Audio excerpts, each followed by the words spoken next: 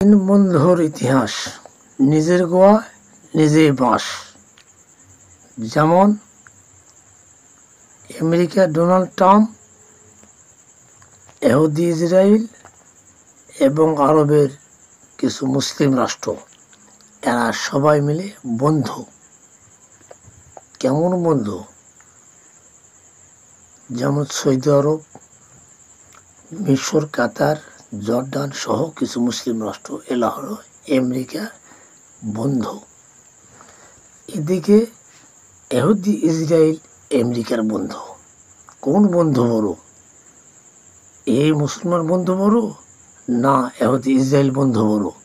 এখন দেখেন, এই কটা মুসলিম রাষ্ট্রের মধ্যে আমেরিকার সৈন্য আছে, অস্ত্র আছে, প্রতিরক্ষা ব্যবস্থা আছে, সব কিছু আছে। কিন্তু কেমন বন্ধু? ইহুদি ইসরায়েলের দিয়ে কাতার হামলা চালায়, বিমান হামলা। বন্ধু বন্ধুর বাড়িতে বিমান হামলা চালায়। এখন কাতার বলে,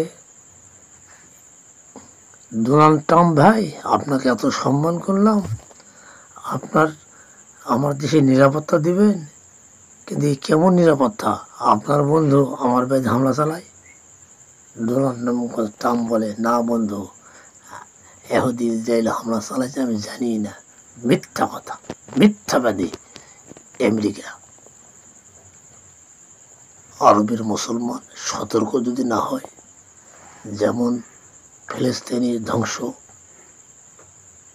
তেমনি আস্তে আস্তে বিশ্বের সমস্ত মুসলিম রাষ্ট্রগুলো আমেরিকার শিকার হয়ে যাবেন, ইহুদি ইসরায়েলের শিকার হয়ে যাবেন। আপনারা অবশ্যই সতর্ক হন।